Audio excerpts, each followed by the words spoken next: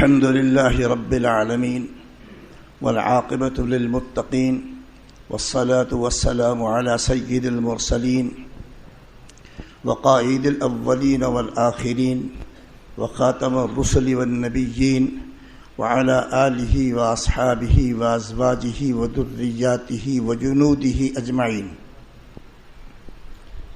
أعوذ بالله من الشيطان الرجيم. بسم الله الرحمن الرحيم.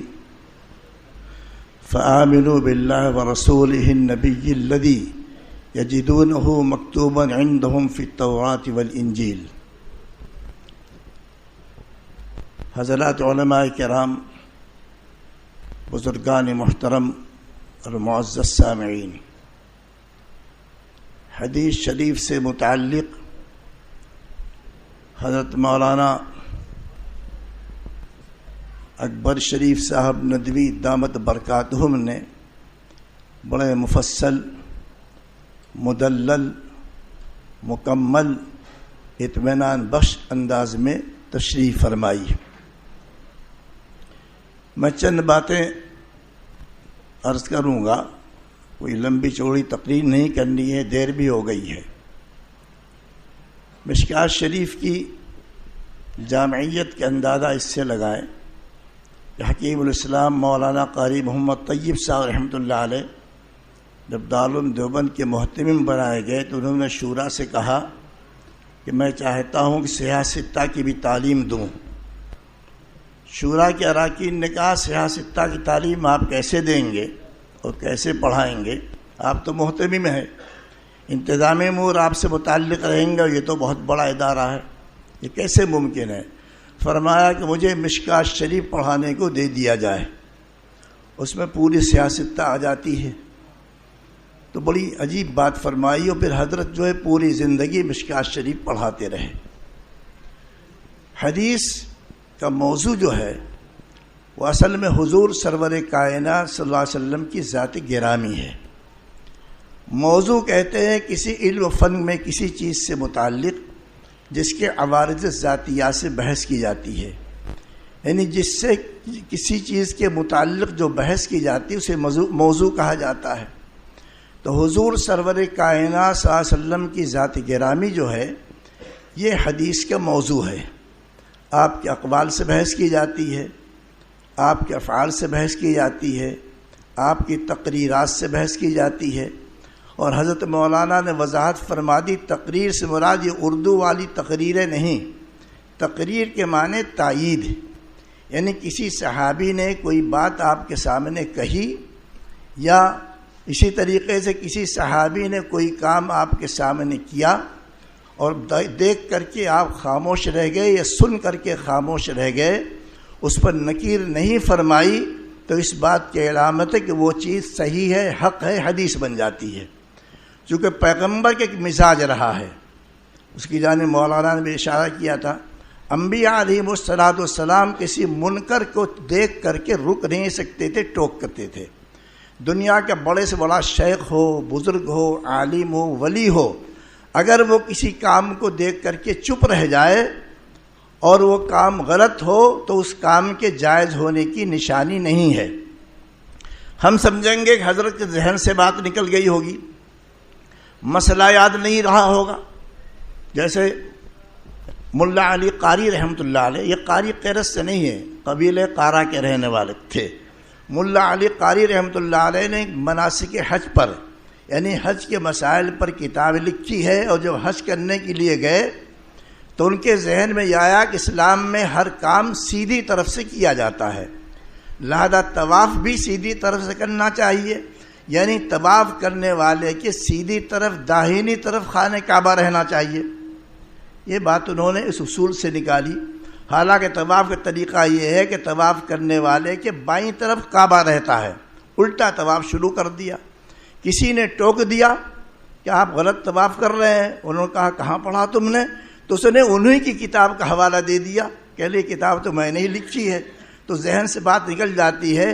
بڑے سے بڑا عالم ربانی ہو، بزرگ ہو، صوفی ہو، شیخ ہو، محدث ہو، فقیہ ہو، اس کے سامنے کوئی کام کیا جائے یا اس کا کوئی کام جو ہے جو حجت شرعیہ نہیں بنتا ہے، ممکن ہے بھول گئے ہو، ممکن ہے ڈر کے مارے مسئلہ نہ بیان کیا ہو، لیکن انبیاء علیہم السلام کو اللہ تعالیٰ نے دین کی باتیں پہنچانے کی ذمہ داری دیا تھا۔ پیغمبر سوائے خدا کے کسی سے ڈرتے نہیں تھے، ٹوک دیا کرتے تھے۔ تو حدیث حضور سرور کائنات صلی اللہ علیہ وسلم کے اقوال، افعال، تقریرات کا نام حدیث ہے، اور سرکار کی ذات اس کا موضوع ہے۔ جیسے قرآن کا موضوع انسان ہے، قرآن کس سے بحث کرتا ہے؟ انسان اس کا موضوع ہے۔ انسان کی تخلیق سے بحث کرتا ہے، انسان کے آغاز سے بحث کرتا ہے، انجام سے بحث کرتا ہے، اس کی حسنات سے بحث کرتا ہے، سیئات سے بحث کرتا ہے، انسان کی برائیوں سے بحث کرتا ہے، انسان کی اچھائیوں سے بحث کرتا ہے، اور اسی طریقے سے انسان کی عظمت و فضیلت کے تعلق سے بحث کرتا ہے۔ تو انسان سے متعلق جتنی چیزیں اس سے قرآن بحث کرتا ہے، لہذا قرآن حکیم کا موضوع جو ہے وہ انسان ہے۔ ایسی حدیث کے موضوع سردار دو جہاں صلی اللہ علیہ وسلم کی ذات گرامی ہے۔ حدیث میں 8 علوم پائے جاتے ہیں، حدیث میں 8 علم پایا جاتا ہے، یہ ایک ہی علم نہیں ہے۔ سیر، آداب، تفسیر و عقائد، سیر، آداب، تفسیر و عقائد، فتن، اشرات، احکام و مناقب، 8 چیز ہو گئی۔ یعنی حدیث کے اندر سیرت بھی پائی جاتی ہے، آداب زندگی بھی پائے جاتے ہیں، عقائد بھی بیان کیے گئے ہیں، اور سیر، آداب، تفسیر و سیر، آداب، تفسیر و عقائد، تفسیر بھی بیان کی گئی ہے، عقائد بیان کیے گئے ہیں۔ فتنے جو قیامت سے پہلے آئیں گے ان فتنوں کا تذکرہ بھی کیا گیا ہے۔ اشراط الساعہ، قیامت کی نشانیاں بیان کی گئی ہیں۔ یہ اشراط شرط کی جمع نہیں ہے، شرط کی جمع شروط آتی ہے، شرط، را پر زبر، شرط کے معنی آتے ہیں نشانی، علامت کے۔ تو قیامت کی نشانیاں بیان کی گئی ہیں۔ سیر، آداب، تفسیر و عقائد، فتن، اشرات، احکام و مناقب، اس میں احکام و مسائل بیان کیے گئے ہیں، اس میں انبیاء کے، صحابہ کے مقام و مرتبہ بیان کیا گیا ہے۔ یہ سارے علوم جو 8 ہیں ان کے مجموعے کے نام حدیث ہے۔ اور حدیث پڑھنے والا اگر غور سے پڑھے اور اس کو حدیث کے فن سے تعلق ہے تو یہ سمجھ لیجئے کہ گویا کہ وہ سردار دو جہاں صلی اللہ علیہ وسلم کی مجلس میں حاضر ہے، اور حضور سرور کائنات صلی اللہ علیہ وسلم کی ذات گرامی اور آپ کی شخصیت اس کے سامنے ہے۔ جب ہم نے ترمذی شریف شروع کیا ہے، مولانا فخر الحسن صاحب رحمۃ اللہ علیہ مراد آبادی کے پاس بہت بڑے استاذ تھے۔ ایک تو مولانا فخر الحسن گنگوہی ہیں، یہ حضرت نانوتوی رحمۃ اللہ علیہ کے شاگردوں میں سے ہیں۔ عام طور پر لوگ سمجھتے ہیں حضرت نانوتوی کے شاگرد خالی شیخ الہند ہے، ایسا نہیں ہے، بڑے بڑے قابل فضلاء علماء شاگرد ہوئے ہیں، لیکن شیخ الہند میں چونکہ بڑی جامعیت پائی جاتی تھی اور مجاہد بھی تھے، اور ایک تحریک بھی چلایا تھا ہندوستان کو آزاد کر کے اسلامی حکومت قائم کرنے کی، اسی لیے اس کو جہاد کہا جاتا ہے۔ اس لیے حضرت شیخ الہند کا نام زیادہ روشن ہو گیا، ورنہ قابل فاضل شاگرد حضرت نانوتوی کے بہت سارے تھے۔ تو حضرت مولانا فخر الحسن صاحب رحمۃ اللہ علیہ یہ تو حضرت نانوتوی شاگرد نہیں تھے، ہمارے استاد ترمذی شریف کے۔ جب ترمذی شریف شروع کیا تو انہوں نے پہلے دن جو تقریر فرمائی اس میں ایک واقعہ سنایا۔ انہوں نے کہا ایران کے شہزادے نے ایک مرتبہ ایک مصرع کہا، اس کے منہ سے مصرع نکل گیا۔ ہر شعر کے 2 حصے ہوتے ہیں، ہر حصے کو مصرع کہا جاتا ہے، اور عربی میں مصرع کہا جاتا ہے دروازے کے ایک پٹ کو۔ دروازوں کے 2 پٹ ہوتے ہیں تو ہر پٹ کی مصرع ہوتا ہے۔ تو اس نے ایک مصرع کہا، اور کیا مصرع تھا وہ؟ در ابلغ کسے کم دید موجود، چت کبرا موتی کسی نے بہت کم دیکھا ہے۔ چت کبرا کہتے ہیں اس چیز کو جس کے اندر کالا رنگ بھی ہو اور سفید رنگ بھی ہو۔ اگر کوئی بلی کالی سفید کہہ دیں گے چت کبری ہے، اگر کوئی کتا کالا اور سفید ہو کہہ دیں گے چت کبرا ہے۔ تو اس کے منہ سے ایک مصرع نکلا ایران کے بادشاہ کے، در ابلغ کسے کم دید موجود، ایسا موتی جس میں دونوں رنگ پائے جائیں، کالا بھی اور سفید بھی، ایسا موتی کسی نے بہت کم دیکھا ہے۔ ایران کے شاعروں سے کہا کہ دوسرا مصرع لگا کر کے شعر کو مکمل کرو، لیکن کوئی کر نہیں پایا۔ اتفاق کی بات، وہ مصرع ہندوستان میں عالمگیر رحمۃ اللہ علیہ کے دربار میں بھیج دیا گیا۔ عالمگیر رحمۃ اللہ علیہ کے صاحبزادی زیب النساء، ان کا دیوان بھی پہلے فارسی میں ملتا تھا، دیوان مخفی، میرے پاس بھی تھا لیکن پتہ نہیں کیا ہوا، اب شاید ملتا ہو کہ نہ ملتا ہو، بڑے اچھے اشعار تھے اس کے اندر۔ زیب النساء بہت بڑی شاعرہ تھیں، ان کے سامنے پیش کیا عالمگیر نے کہ یہ مصرع ہے، دلے ابلغ کسی کمدید موجود، چت کبرا موتی کسی نے بہت کم دیکھا ہے۔ اس پر جوڑ لگاؤ، ایک مصرع لگا کر کے شعر کو مکمل کرو اور بہت بڑا انعام ملے گا۔ وہ بھی سوچتی رہی، اور اس کے بعد انہوں نے ایک مرتبہ غسل کر کے غسل خانے سے باہر آئیں، شیشے کے سامنے کھڑی ہوئی، بالوں میں کنگھا کیا، آنکھوں میں سرما لگایا، اور سرما جب لگایا تو سرما لگانے کے بعد آنکھوں سے آنسو آتا ہے۔ آپ نے اگر لگایا، اس سنت کو عام طور پر لوگوں نے چھوڑ دیا ہے۔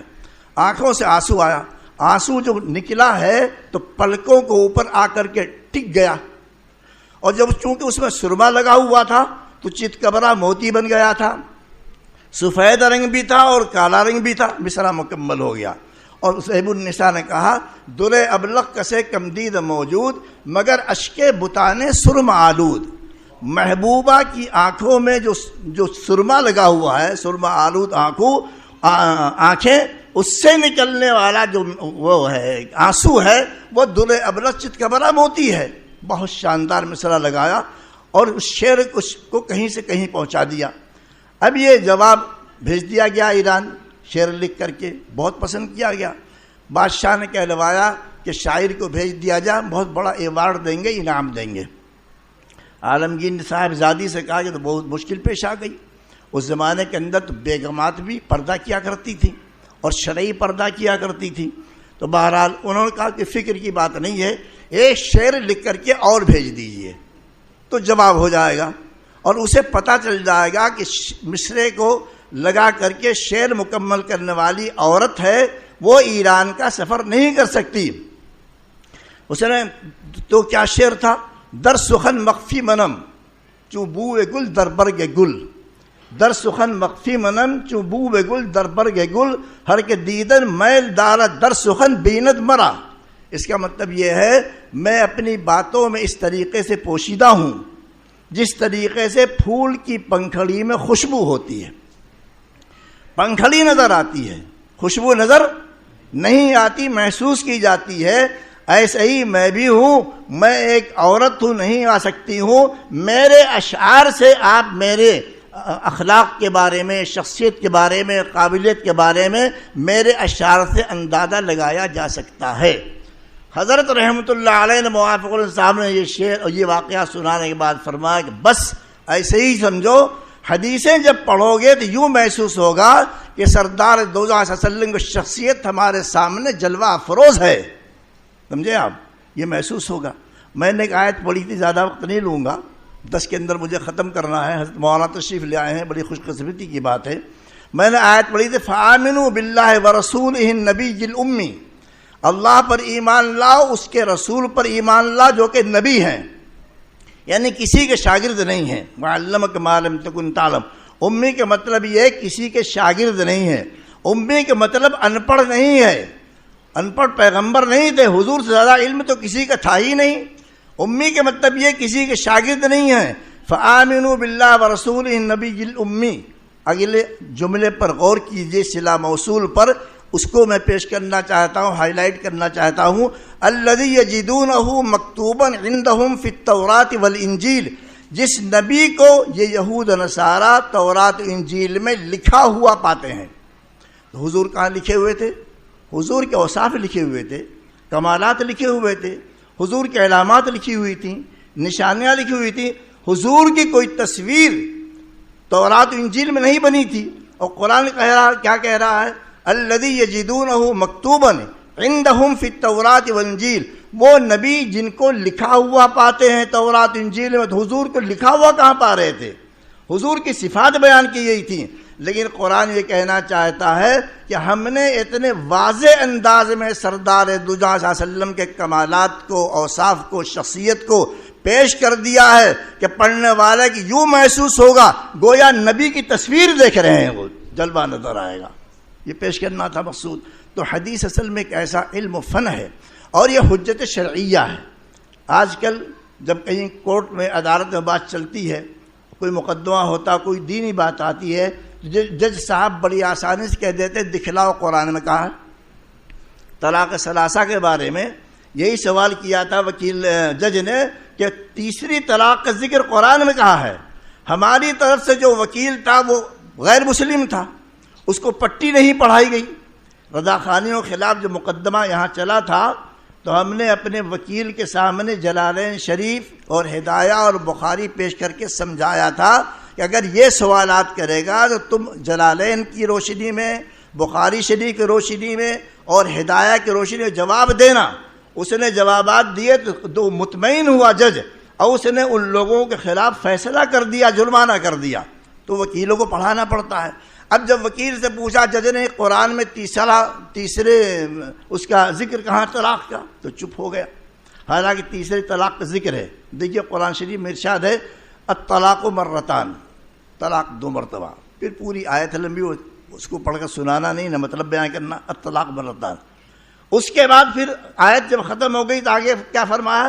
فَإِن طَلَّقَهَا فَلَا تَحِلُّ لَهُ مِن بَعْدُ حَتَّى تَنكِحَ زَوْجًا غَيْرَهُ فَإِن طَلَّقَهَا، بس اگر طلاق دے دیا تو پہلے 2 طلاقوں کا تذکرہ ہوا، یہ کون سی طلاق ہوئی؟ تیسری ہو گئی نہیں ہو گئی؟ ہے تو قرآن کے اندر تو موجود ہے۔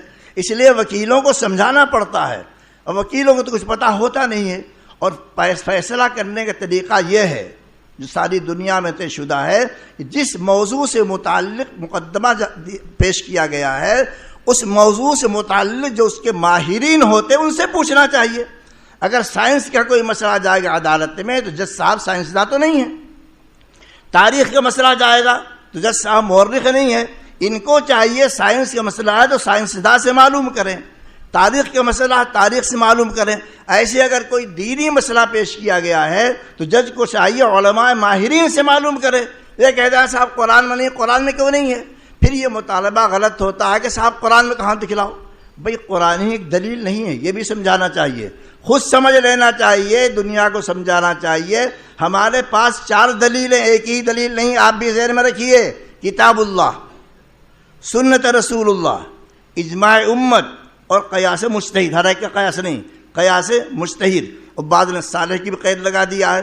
یعنی دلیل قرآن ہے، اس کے بعد حدیث ہے، اس کے بعد اجماع امت ہے، اس کے بعد قیاس ہے۔ لہذا کسی کو ہم سے یہ معلوم کرنے کا حق تو ہے کہ دلیل دیجئے، لیکن یہ کہنے کا حق نہیں کہ قرآن سے ہی دیجئے۔ کوئی ضروری نہیں ہر بات کی دلیل قرآن میں مل جائے، جیسے کہ مولانا نے اشارہ کیا تھا، بھئی قرآن نے کہہ دیا اقیموا الصلاۃ، نماز قائم کرو، یہ تو ایک اصولی کتاب ہے، یہ اللہ تعالیٰ کی جانب سے ایک آئین ہے۔ قرآن تفصیلی بات نہیں کرتا ہے، نماز پڑھو، روزہ رکھو، روزے کے تفصیلی مسائل قرآن میں نہیں، حج کرو، حج کے تفصیلی مسائل قرآن میں نہیں، زکوٰۃ دو، زکوٰۃ کے تفصیلی مسائل قرآن میں نہیں۔ اب اگر کوئی آدمی کہے صاحب یہ نماز کا طریقہ آپ قرآن کی روشنی میں بتلائیے، تو ہم کہہ دیں گے کہ تم بیوقوف ہو، نماز کا طریقہ قرآن کا کام نہیں ہے۔ قرآن آرڈر کرتا ہے کہ نماز پڑھو، روزہ رکھو، حج کرو، زکوٰۃ دو، یہ کام اس کے پیغمبر کا ہے، لتبین للناس، اس کی ذمہ داری، اس کی وضاحت کرے گا۔ لہذا ہم حدیث دیکھیں گے۔ دوسری دلیل کون سی ہے؟ حدیث ہے۔ حدیث میں نہ ملے اجماع امت دیکھا جائے گا، اجماع امت میں نہ ملے قیاس میں دیکھا جائے گا۔ اس کی مثال ایسے ہی ہے جیسے کوئی آدمی آپ سے کہے 100 روپیہ دے دو اور سامنے کی جیب میں سے دے دو، تو کہا جائے گا تم دیوانے ہو، 100 روپیہ ہم دیں گے، یہ قید لگانا کہ سامنے کے جیب میں سے دے دو، داہنی طرف کے جیب میں سے دے دو، بائیں طرف کے جیب میں سے دے دو، یہ کہنا کہ تمہیں حق نہیں، تم کو 100 روپیہ چاہیے، ہم کہیں سے دے دیں، ٹیٹ میں سے نکالیں، اندر کی جیب میں سے نکالیں، پیچھے کی جیب میں سے نکالیں، آگے کی جیب میں سے نکالیں، تم کو روپیہ چاہیے۔ ایسے ہی دلیل میں قرآن دکھلاؤ کہاں ہے، یا بخاری شریف میں کہاں ہے، یا فلاں میں کہاں ہے، یہ پوچھنے کسی حق نہیں ہے۔ ہم سے یہ پوچھا جا سکتا ہے دلیل دیجئے، کتاب متعین نہ کیجئے، فن متعین نہ کیجئے، ہم دلیل دیں گے، موقع ہوگا تو قرآن سے دیں گے، نہیں تو حدیث سے پیش کریں گے، نہیں اجماع امت سے پیش کریں گے، نہیں قیاس سے پیش کریں گے۔ آج کل دھوکہ بہت دیا جاتا ہے، اور یہ جو پروگرام رکھا گیا ہے جس پر ماشاءاللہ تو مولانا نے اطمینان بخش کلام کیا ہے، بڑا جامع کلام کیا ہے، بڑا مفید کلام کیا ہے، اور تقریباً 1.25 گھنٹے تک بولتے رہے مولانا مسلسل۔ اللہ تعالیٰ ان کو جزائے خیر دے، ان کے علوم میں برکت عنایت فرمائے اور صحت بھی عنایت فرمائے۔ تو یہ جو ہے یہ اسی لیے رکھا گیا پروگرام۔ آج کل ایک ہوا چل رہی ہے حدیث کے انکار کی، ایک لبرل ایک طبقہ تیار ہوا ہے۔ لبرل کے معنی آتے آزاد خیال، وہ عام طور پر حدیثوں کا انکار کرتے ہیں، اور یہ جو ہے بن سلمان جو ہے سعودیہ کا بادشاہ، یہ خبیث بدترین قسم کا لبرل ہے، یہ تو حدیثوں کو کھل کر کے انکار کرتا ہے۔ اس نے ایک کمیٹی بنا دیا ہے کہ تمام حدیثوں کو کنڈم قرار دے دو، قرآن کے علاوہ کوئی حدیث نہیں لی جائے گی۔ یہ گمراہی بہت پھیل رہی ہے، لہذا اس گمراہی کے مقابلہ اسی صورت میں ہو سکتا ہے کہ حدیث کی اہمیت کو بیان کیا جائے، اس کی عظمت کو بیان کیا جائے، اس کی فضیلت کو بیان کیا جائے، اس کی حجیت کو بیان کیا جائے، ان تمام چیزوں کو بیان کیا جائے، خود بھی سمجھا جائے۔ حدیث کے بغیر دین مکمل ہو ہی نہیں سکتا ہے۔ ثم علینا بیانہ لا تحرک به لسانک لتعجل به ان علینا جمعہ وقرآنہ۔ حضور صلی اللہ علیہ وسلم جلدی جلدی قرآن شریف یاد کرتے تھے جب جبریل لاتے تھے کہیں بھول نہ جائیں۔ اللہ نے فرمایا زبان کو زیادہ حرکت نہ دیجیے، خاموش سنا کیجیے۔ جب جبریل قرآن سناتے ہیں تو خاموشی سنیے، لا تحرک به لسانک لتعجل به ان علینا جمعہ وقرآنہ، اس کا جمع کرنا آپ کے سینے میں اور کتابوں میں، اور اس کا پڑھوا دینا۔ دیکھیے کیسا پڑھوایا ہے، 7 10 قرأتیں ہیں۔ ابھی احمد رفاع نے ابن کثیر مکی کی روایت سے پڑھا ہے۔ قرآن حکیم کا عجیب کمال اور معجزہ ہے کہ قرأت بدل جاتی ہے، تلفظ بدل جاتا ہے، اس کے باوجود قرآن کا معنی نہیں بگڑتا ہے، صرف مطلب میں فرق آ جاتا ہے، مطلب دونوں صحیح رہتا ہے لیکن معنی بگڑتا نہیں۔ آپ مالک یوم الدین پڑھیں تب بھی ٹھیک ہے، ملک یوم الدین پڑھ دیں مثلا تب بھی ٹھیک ہے۔ مالک یوم الدین پڑھیں گے تو مطلب ہوگا اللہ تعالیٰ قیامت کے دن کا مالک ہے، ملک یوم الدین پڑھ دیں گے مطلب اللہ تعالیٰ قیامت کے دن کا بادشاہ ہے، تو معنی بگڑتا نہیں بدلتا ہے۔ دنیا میں کوئی شاعر ایسا نہیں ہے اس کا دیوان لے کر کے کسی شاعر کے شعر میں آپ تصرف کر دیجئے، الفاظ کو گھٹا دیجئے، بڑھا دیجئے، بدل دیجئے، زبر زیر میں فرق کر دیجئے، شعر بگڑ جائے گا۔ لیکن قرآن ایسا کلام ہے کہ اختلاف قرأت کے باوجود اس کا معنی بگڑتا نہیں ہے، یہ عجیب کلام ہے۔ تو فرمایا ثم ان علینا جمعہ وقرآنہ، ہم پڑھا دیں گے آپ کو، فإذا قرأناہ، اور پھر ہم آپ قرآن پڑھیں مطلب یہ جبریل کے ذریعے سے پڑھوائیں، فإذا قرأناہ فاتبع قرآنہ، تو آپ ہمارے پڑھائے ہوئے کی اتباع کیجئے، جیسے ہم نے پڑھایا ویسے پڑھیے۔ ثم ان علینا بیانہ، پھر ہمارے ذمے جو کچھ آپ نے پڑھا ہے اس کی وضاحت ہمارے ذمے ہے۔ یہ وضاحت کہاں ہے؟ قرآن کی وضاحت، قرآن کا بیان کہاں ہے؟ یہ حدیثیں ہیں نا جو لاکھوں کی تعداد میں، یہی بیان قرآن ہے۔ لہذا جس طریقے سے قرآن کے متن، اور قرآن کے متن کو متن نہیں کہا جاتا ادب میں، قرآن کے الفاظ کو نظم کہا جاتا ہے۔ نظم کے معنی آتے ہیں موتی پرونا، اس لیے مفسرین متن قرآن نہیں کہتے ہیں، نظم قرآن کہتے ہیں۔ نظم کے معنی آتے ہیں موتی پرونا، متن نہیں بولتے ہیں، اور کتابوں کے بارے تو متن بولا جاتا ہے۔ تو جیسے نظم قرآن یعنی قرآن کے الفاظ ہمیشہ باقی رہیں گے، اس کا بیان بھی، حدیث بھی قیامت تک باقی رہے گی۔ اس کی بہت زیادہ ضرورت تھی، اس لیے اس موضوع پر یہاں جلسہ رکھا گیا۔ بہت سارے ماشاءاللہ علاقے کے علماء، حفاظ اور عام حضرات آئے ہوئے ہیں، اس کو اچھی طرح سمجھ لینا چاہیے کہ حدیث حجت شرعیہ ہے، اور ہماری دلیلیں چاریں خالی قرآنی نہیں ہے۔ قرآن میں نہیں ملے گا تو ہم حدیث میں دیکھیں گے، حدیث سے نہیں ملے گا تو ہم اجماع امت کو دیکھیں گے، اجماع امت میں نہیں ملے گا تو ہم فقہا کے اجتہادات کے اندر دیکھیں گے۔ بہرحال یہ 4 دلیلیں ہمارے پاس ہے، ہم کسی مسئلوں کو کسی بھی دلیل سے ثابت کر سکتے ہیں۔ اللہ تعالی ہم سب کو قرآن کی حدیث کے فہم عنایت فرمائے، اور دین میں استقامت عنایت فرمائے، اپنی مرضیات پہ چلنے کی توفیق عنایت فرمائے۔ وآخر دعوانا ان الحمدللہ رب العالمین۔ اب حضرت مولانا قاری محمد کلیم اللہ صاحب قاسمی نقشبندی دامت برکاتہم سے گزارش کروں گا کہ حضرت تبرکن چند کلمات فرما کر کے دعا فرمائے۔ حضرت کی طبیعت ناساز ہے، زیادہ دیر تک نہیں بول سکتے ہیں۔